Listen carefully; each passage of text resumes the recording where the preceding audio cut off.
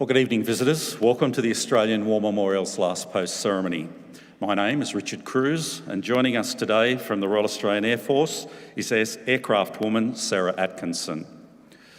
We warmly welcome Flight Lieutenant Sean McGill, representing Air Force Association. As always, we welcome the veterans who have served, those that are still serving, and the families that love and support them.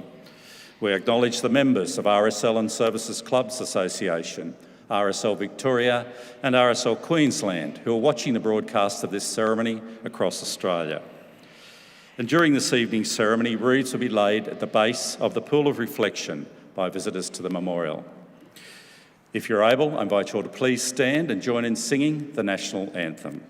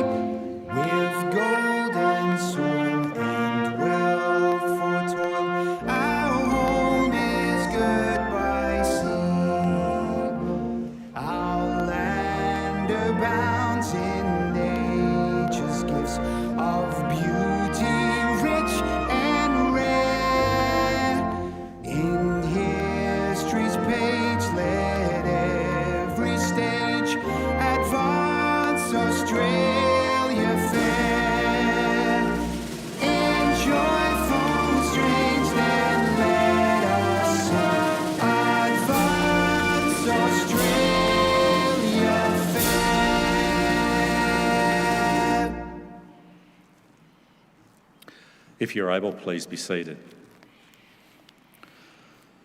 The Australian War Memorial was the vision of Charles Bean, Australia's First World War official historian. Bean landed with the Australian troops on Gallipoli and stayed with them at the front through to the end of the war. The idea of this national memorial and museum came to him at Pozières, France, in the depths of the bloody fighting of 1916. Bean's idea was that this would be a place where families and friends could mourn their loved ones buried in faraway places.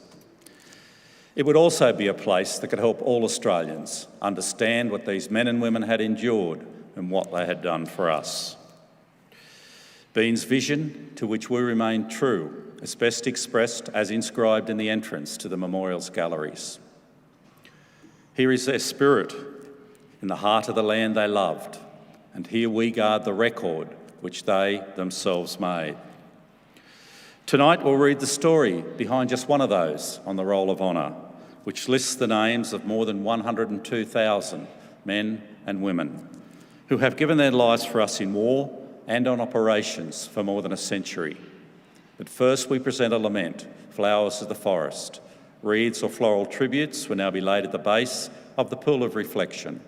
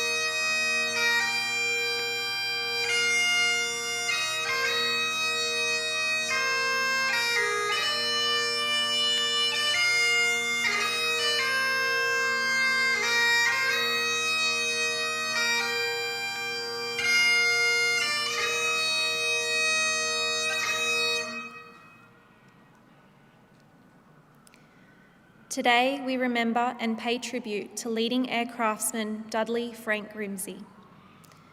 Dudley Grimsey was born in Brisbane on the 26th of January, 1925, the son of Frank and Mary Grimsey.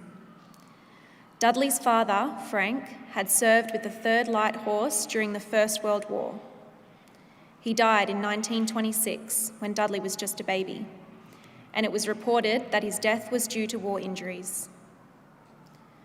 Dudley grew up in the Brisbane suburb of Norman Park with his mother, and after completing his education, found employment as a clerk. On the 26th of March 1943, not long after he had turned 18, Dudley Grimsey enlisted in the Royal Australian Air Force. After initial training, he attended elementary training school in June, and on the 9th of September, he was posted to Air Observer School in Cootamundra. On the 14th of January 1944, Dudley Grimsey was one of 2 trainee observers on a Fairy Battle single-engine light bomber piloted by Sergeant William Wallace Hopper. At around 11:20 a.m, the aircraft was about 12 kilometres southwest of Evans Head on the New South Wales coast. There, the aircraft crashed, immediately killing Hopper, Grimsey, and the other trainee observer, George Harrison. An investigation into the incident concluded that the pilot was undertaking unauthorised low flying, and that this error in judgment led to the accident. Dudley Grimsey was 18 years old. Today, his remains lie in Evans Head War Cemetery alongside the graves of 24 other airmen. His name is listed on the Roll of Honour on my left, among almost 40,000 Australians who died while serving in the Second World War. His photograph is displayed today beside the pool of reflection. This is but one of many stories of service and sacrifice told here at the Australian War Memorial. We now remember leading air craftsman Dudley Frank Grimsey, who gave his life for us, for our freedoms, and in the hope of a better world.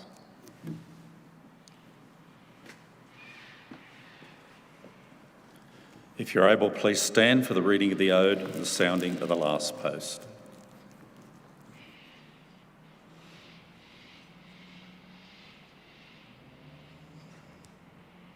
They shall grow not old, as we that are left grow old.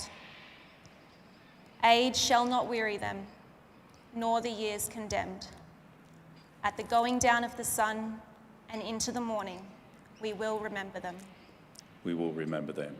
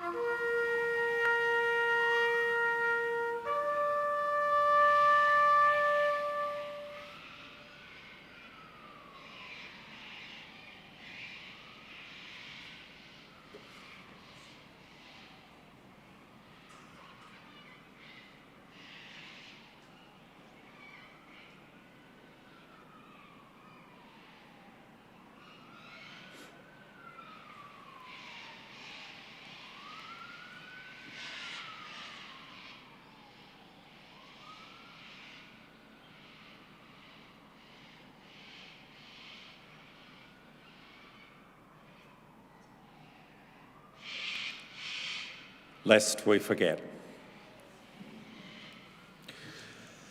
We leave you this evening with the words of the memorial's founder, Charles Bean. Many a man lying out there at Pozières or in the low scrub at Gallipoli, with his poor, tired senses barely working through the fever of his brain, has thought in his last moments, well, it's over. But in Australia, they will be proud of this. Ladies and gentlemen, girls and boys, that concludes this evening's last post ceremony. We thank you for visiting the Australian War Memorial and wish you all a very good evening. Thank you.